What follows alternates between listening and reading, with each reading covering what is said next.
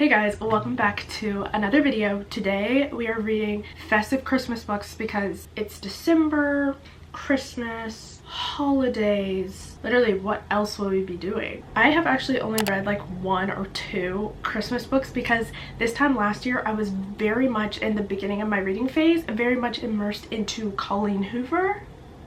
And I only read 1 Christmas book, so we're gonna make up for it this year. And in this video, obviously, we're reading festive books. Yeah, that's really all I have to say. We are here for the Christmas festive romance cheesy vibes. First book I'm reading is The Trouble with Tinsel by Julia and Keith Giglio. This is about Carrie and John. They were a screenwriting team, but they broke up professionally and personally. And so their lives are turned upside down when a script that they wrote a while ago is greenlit. And so they're asked to come back together and write again. So Carrie has to leave her life in Brooklyn as a teacher. She has to return to sunny Hollywood, which I would be ticked off, especially if it's during December. Like, that's not Christmas vibes. Let me go back to New York, please. So she has to return, and her and John, her ex, have to start writing together. It gets a little more interesting because the main character that is acting in this film, she thinks that John and Carrie are married. And so in order to keep her happy and to just keep the good vibes going, they're just like, okay, guess we have to pretend to be married and pretend to be in love. So this is basically second chance romance and fake dating trope. Super cute. I love the way this book feels. Like, it's a very good, it's not super floppy, but it's definitely almost at the perfect flop, and the cover is matte and it just feels really nice. Let's read. Look at my little Christmas tree. Isn't that so cute and festive? Love.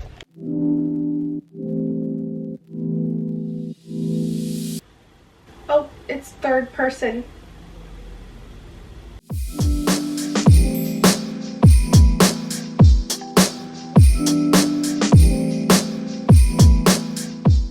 The book, like the very beginning, it starts off with Carrie is already on the flight, go back to Hollywood, and then she gets a phone call, I think. Doesn't matter. Minor detail. She's talking about her boyfriend, or her fiance, and his name is Beau. What I'm thinking is gonna happen is she's gonna be out here with her ex in Hollywood doing the screenwriting thing, and she's gonna fall in love with him and be doing all of this while she has a fiance, which I never like. You have a fiance and you're gonna end up falling back in love with your ex while you still have a fiance. I really hope that's not what happens, but I don't see how we're gonna get around that. Little sketch. I forgot to mention her fiance Beau knows that she's about to go work with her ex, and he's actually happy about it because he's like, we're gonna get more money for our wedding. She's gonna get more than money for your wedding. Don't even know if the money's gonna go towards your wedding.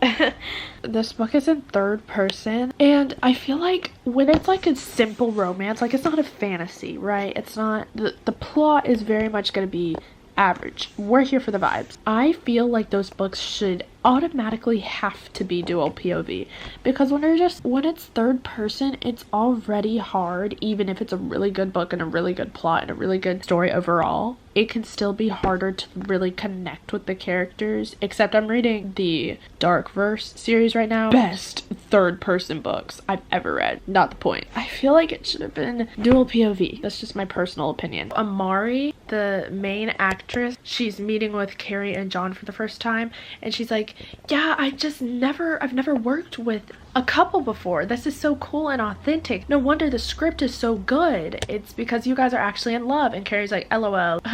What? And then the light catches on Carrie's engagement ring, and Amari's like, oh my goodness, you guys are engaged. She is basically writing the screenplay for their lives just by imagining it, and now they're gonna have to fake it. Amari was like, OMG, is that an engagement ring? And then it says, because Carrie was terrible at lying, she blurted out, yes, and immediately regretted it. Me. Okay, so John is the one who wants this to happen from the beginning. He wants Carrie to fall in love with him again. So he's over here really building a story, and since he's a good screenwriter and good at coming up with stories, anytime Amari asks a question about their engagement, John is there. He is ready to provide the fake stories and the fake details. The way John is like my favorite. Carrie was upset after their first little meeting, and she's like, that did not go well in any way. And then John is like, yes it did. She loves the screenplay. She loves us. And Carrie's like, she thinks we're getting married in Iceland. And John's like, it's okay. It'll be fine. Come on, let's get in the car. He opens the door for her. She's like, I'm not getting in the car with you. I'll call an Uber. And then she calls the Uber and his phone pings and he goes, looks like I got a passenger. And Carrie's like, you've got to be kidding me. You're an Uber driver? Today's my last day. You might be my last ride. I expect a high rating. He's giving golden retriever and I'm loving it. I am now 35% of the way through and I have a few notes. Like I mentioned, this book is in third person. You know, when a book is written in third person, you can still tell when it's the thoughts or the words on the page are coming from a specific person, but in the third person version, it switches between a bunch of different people's POVs so seamlessly. And I really like that. It will literally be like within the same paragraph. It is switching POVs. And I think that's kind of cool. I don't think I've read too many books like that. It'll usually switch those different POVs and different chapters, or the whole book is just one person's POV. But this one is switching a little bit between multiple characters. And sometimes it'll just be like one or two sentences in another person's POV before switching to another person. I don't know if this is just something I haven't experienced in a book, or if I'm just now realizing that books do that. But I thought that was kind of cool. The other thing I wanted to say is while Carrie and John are obviously working together and stuff, it seems to me like both relationships are so not surface level, just so like, where is the tension? Where's the excitement? Where is the emotion? Especially between Carrie and Beau.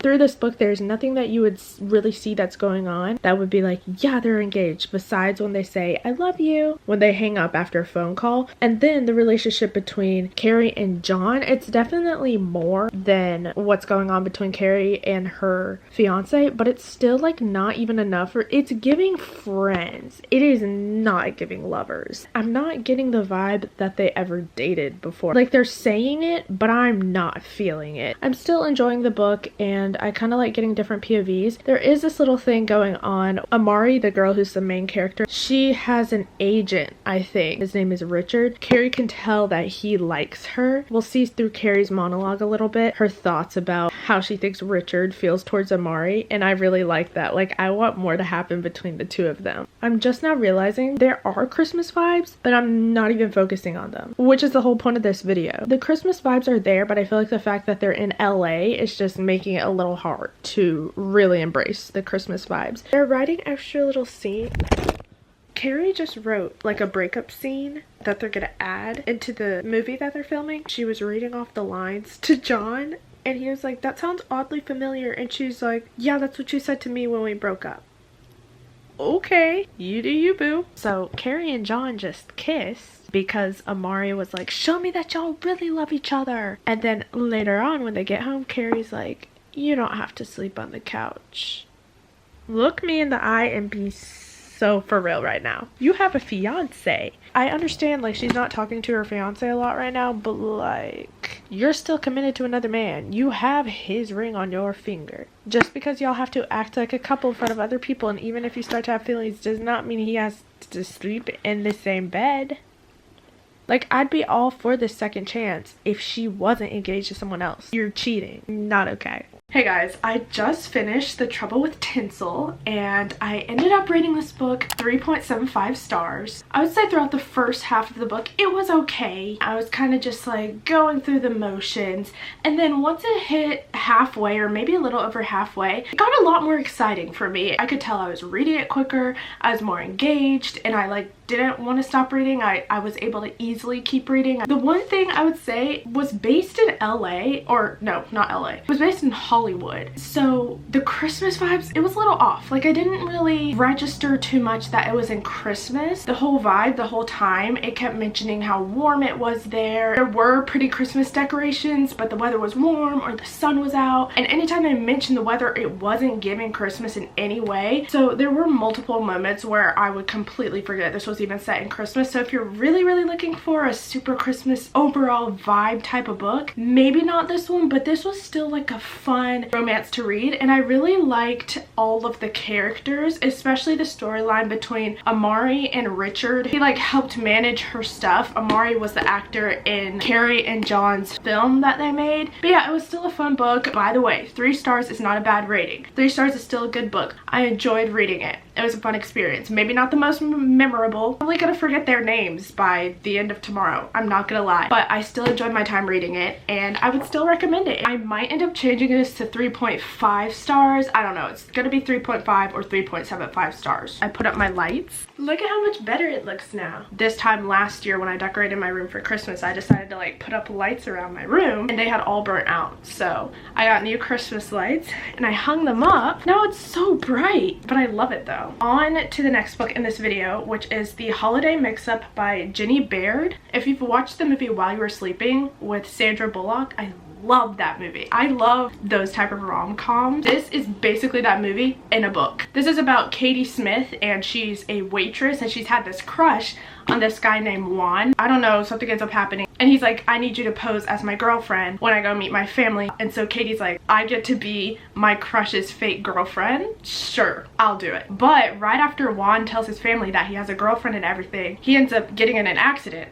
that puts him in a coma. And so now that family knows about Katie as Juan's girlfriend, and is like, oh, we want her to be a part of like our family holiday stuff. And so Katie probably is gonna end up hanging out with them the whole time Juan is in a coma. Katie starts to fall in love with Mateo, who is Juan's brother. Almost the exact same plot line as the movie While You Were Sleeping, which I loved. And so I think I'm gonna eat this up. And this whole time Mateo's gonna be like, how did Juan get so lucky to have Katie? I wish I had her heart instead of him. He's not even awake right now. I'm obsessed with her, but we can't be together because she's with my brother, but he's in a coma, you know? And during the holidays, let's get started. Also, one thing I love about holiday books, look at how cute the cover is. Is that not?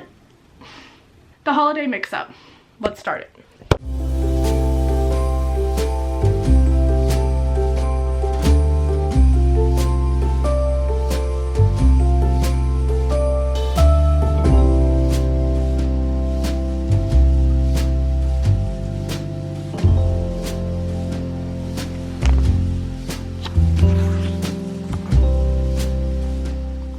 This one's also set in California, Castellana, California. I know there are some cold places in California, but like, what's up with Christmas in California? I'm looking for Christmas in New York. I'm the basic stereotype. I want Christmas in New York the way I would give up so many things in my life to experience Christmas in New York. So books are the closest I could get. Why are we setting them all in California? What's the appeal? What is it? Time for a little update of the Holiday Mix-Up. I haven't talked about this one as much as I did whatever the last book was. I was talking a lot more with that one. Like I mentioned, how there's a movie out about this. This is very, very, very similar to the movie, but as of now, this is where I am. I have this much left. It's a pretty good book. This one definitely can feel the Christmas vibes a lot more than the other one, and throughout the whole thing, this is why I understand why people say read books before movies. I can't not picture Sandra Bullock and Pullman, whatever his name is. I'm really liking it. I'm really enjoying it. I kind of think I'm liking it more than the other one, especially when it comes to the Christmas vibes. You can feel them a lot more in this book. As of now, I would definitely recommend it for a Christmas read book.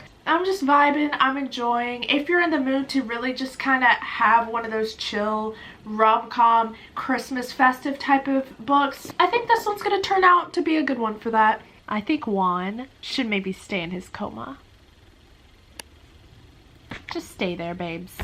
You cause too many problems when you are conscious and when you're unconscious, but a few less problems while you're unconscious, so let's go with the latter. See, that part's not in the movie. I just finished the Holiday Mix-Up and I am giving it 3.5 stars as well. We're gonna compare this to The Trouble with Tinsel since they're both Christmas books and I've rated them both the same thing. What I like about this, obviously I love the movie. I feel like you're gonna enjoy this book more if you haven't watched the movie before. It's just because I knew kind of everything that was coming. It really sticks close to the plot of the movie. It does have, like, there is one part in here that's not in the plot of the movie, but for the most part I always knew what was coming and kind of what to look forward to, I guess you could say, but I still loved it. Comparing the plot overall to The Trouble with Tinsel. The plot of The Trouble with Tinsel is probably overall more exciting and more engaging, especially once you get past like the halfway mark. Things start to get a lot more exciting in that book. I would say this one overall has more Christmas feeling though. The other one may have more of an exciting plot. I feel like this one is more holiday Christmas themed. You can definitely sense and feel the Christmas vibes with this book. I would describe this as more of like one of those relaxing,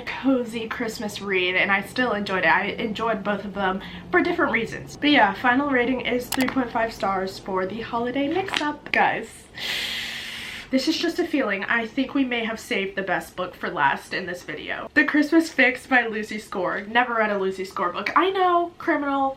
I'm sorry. Put me behind bars. This is gonna be my first Lucy Score read. I've heard great things about her. I have heard some people say like her books are boring, blah blah blah, but a lot of people say her writing is really engaging, and based off of the people that I have heard talk highly about her, that I share similar opinions with when it comes to books, I feel like I may love this. Let's figure out what it's about. I really don't know. I just saw it and I got it because the cover is cute. Lucy Score's name is down here and it's Christmas time. When else am I gonna read it? In spring?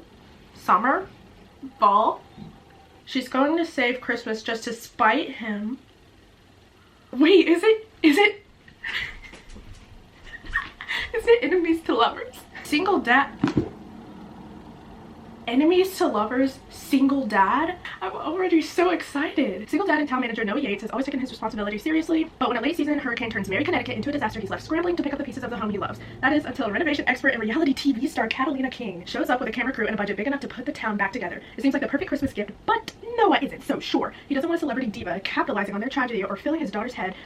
He has a daughter? With visions of glitz and glam. The last time Kat was in town, after all, she caused nothing but trouble. Kat is used to being underestimated, but Noah has an uncanny knack for getting under her skin. They can't be in a room together without rubbing each other the wrong way, except for that time in a dark alley where the rubbing was just right.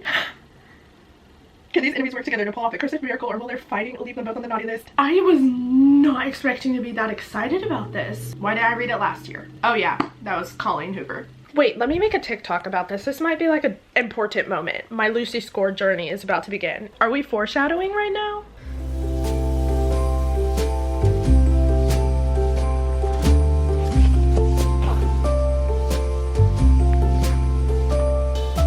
I'm on page 4 and I'm already obsessed with Kat's makeup artist. She's like, "You're a freaking genius, Archie. You and your godlike hands and your magical potions." And he goes, "Nothing a gay man and his abiding love of Sephora can't fix. You've got 5 before they come pounding on the door demanding your hotness in front of the camera.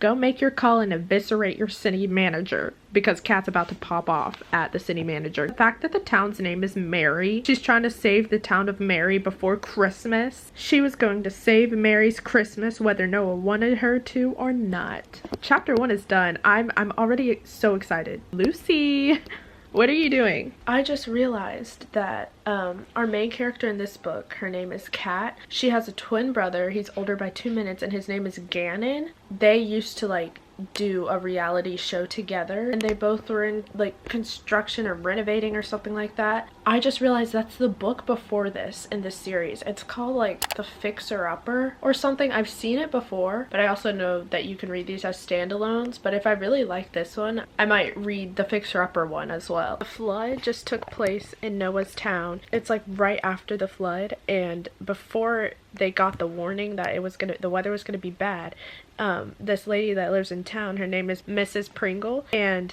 Noah said that he would check on her, and he was like, "Make sure you leave your house if things get bad," because she's an elderly lady, like she's in a wheelchair, but he like knew she wasn't gonna do that because she's very much like, "I'm fine, I'll be all right." And so he gets to her house and he's like, "Miss Pringle," and she goes, "Hallelujah, Noah, I am sure happy to see your handsome face." And Noah's like, "What in the ever living hell am I gonna do with you? You've got to be freezing." And she goes, "Why, Noah Yates, I know you don't mean to swear in front of a lady, do you?" Then Noah says, "You're gonna get yourself a case of hypothermia." And she goes, "I knew you'd be coming along any minute now to rescue me just like a handsome white knight." Like, I just love her. She's so funny. Not Kat having permission from everybody. The network, there's a bunch of sponsors that have agreed to work with them on this show. And the one thing standing in her way is Noah Yates. We love a stubborn man. Back when I was talking about Mrs. Pringle and Noah was trying to save her, during that time, that was in the past, like 4 days or so, when Kat was out there helping people and like getting some footage because she wanted to pitch the idea of this town to her network so that they would like want to take on this project. She was like in disguise and very dressed down, and then Noah also probably looked crazy with water all over himself, but they both end up helping Miss Pringle out of her house, and she actually saves Noah. And there's this flash of a second where he sees a hammer tattoo on her wrist, and that like sticks out to him. I think they're about to meet each other in real life, but I don't think they're going to recognize that they've already met each other in the past. He has dark hair that's curling just a little. His eyes are a bright, sharp green, crinkled a little at the corners behind those glasses.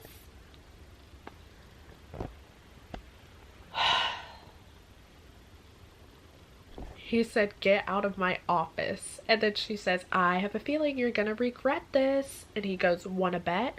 He slammed the door in her face and Kat skipped her way downstairs. She was going to grind Noah Yates into a bloody pulp and tap dance on his remains. And then she was going to fix his town. The writing, I see what you guys mean about the writing. I don't know what style this is, but I think I'm loving it. Basically, Kat was like, I'm going to get Noah to say yes to this project. So what she did was she told, like a child, one of the kids, that her house was going to end up getting fixed and that Noah was going to help save the town in time for Christmas. And then later when Noah showed up at the little bakery or whatever, that little girl ran up to him and she's like, "I can't believe our house is going to be fixed.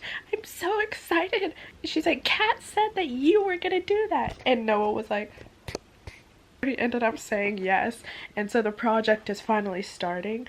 And then later on like the first day of officially filming and starting that whole thing, Kat knocks on his office and she goes, "Got a minute?" And Noah says, "Does it matter if I do? Or are you just going to drag a kindergarten class in here to cry until I give you whatever you want?" It's like, "What can I do for you today, Lucifer?" Like, I'm literally reading and I just laugh. I just laugh at the dialect, the conversations between the characters. You can tell there's like a book before this one with her brother Grannon and his wife because of the way they talk. And then Grannon's brought in his crew from like his construction crew and stuff, and they're gonna help with the show and cleaning up and stuff. You can tell there's like this chemistry between that crew and Kat because she used to grow up with them and stuff. So I'm sure a lot of that is in the Fixer Upper book that comes before this one. So I'm probably gonna end up reading that one. You could tell the vibes are definitely connecting to a book before. Guys, I think I'm almost perfectly halfway through this book right now. It is so good. I'm loving it. I love the atmosphere. The Christmas vibes are so there. The chemistry now between Noah and Kat is so great, and they already had their one like hookup that they weren't supposed to have. I'm loving it, and I understand the Lucy Score hype about how her writing. I've heard so much about people like, "I love her writing." Me too. Love it. And I don't know, I can't put it into words. Emily Henry and Abby Jimenez, both of their writing styles, and Lucy Scores now apparently, I don't know what it is, but it makes me just want to read quickly. The world forms so easily in my head. The characters come to life. Everything is just a little extra vivid. Everything is just a little bit better. I connect more with it. I don't know what it is, but it's so good. I get it. I get it, guys. I just finished The Christmas Fix by Lucy Score, and I ended up rating it 4 stars. I really enjoyed this. You saw a lot of my thoughts and stuff throughout the book. I kind of kept you guys updated, especially towards the beginning. The writing, like I mentioned before, don't know how to explain it, don't know how to put into detail or how to put into words this type of writing, but it is so good. I loved it. And like, the amount of time I was reading never felt like the amount of time I was reading. Like, sometimes I would read for an hour and I'd be like, swear that was a quick 20 minutes. How has it been an hour? You know, it is just so entertaining. It gets me wrapped up. I loved the chemistry. Noah and Kat, it was so, especially actually throughout the whole thing, it was great, but especially at the beginning, obviously, where there's that hate type vibe, like, I literally hate you so much. so good. The enemies to lovers and the Christmas vibes, very much there. I would say this was actually the best festive feeling book of all three of the ones that I read in this video. I just really love this one, really enjoyed it, and I will now be reading more Lucy Score books. Like, that's a must. That will be happening. I need to make that happen in 2024 because if this is what it's like, I have been missing out. I really have. Definitely recommending this. So those are all the books that I'm reading in this little Christmas vlog. We started with The Trouble with Tinsel, ended up rating this one 3.5 stars. Decent plot, however didn't prefer the setting when it comes to Christmas vibes because it was in California, everything felt hot, and I sometimes forgot that it was even Christmas. The plot was pretty interesting. I enjoyed that. Didn't like how our FMC fell in love with someone while she had a fiance. Not my favorite thing, but it was still pretty good, and I would still recommend. 3.5 stars for this. Also 3.5 stars for The Holiday Mix-Up. It's a spin-off of the movie While You Were Sleeping. Definitely felt more of the cozy holiday vibes in this book. This was just like a comfy, cozy, Christmas themed romance. Also rated this 3.5 stars. And then you just saw me rate this 4 stars. Could probably bump it up to like 4.25. I just ate this up. I loved it. Loved the dynamic between the characters. Loved the town. Loved the environment. Loved the writing. I really enjoyed the Christmas fakes. That's gonna be all for this reading vlog. As of now, I have 2 other Christmas books that I might include in other vlogs. I might insert some of my thoughts on those other 2 books. For those of you who have been asking about the Iron Flame reading vlog, I have edited about half of it and I have it fully filmed. It will be coming out possibly after this video. It has all the spoilers, all the emotions, lots of reactions. It is packed full. Just stay tuned for that. Trust me, it's coming. It's just a long process, but it will be out in December. That is my goal. Feel free to follow me on my socials. I post a lot on my TikTok and quite a few times on Instagram as well. So if you want to see more of this, follow those. Love you guys so much. Hope you guys are having a wonderful Christmas season, and I will see you in my next video. Bye!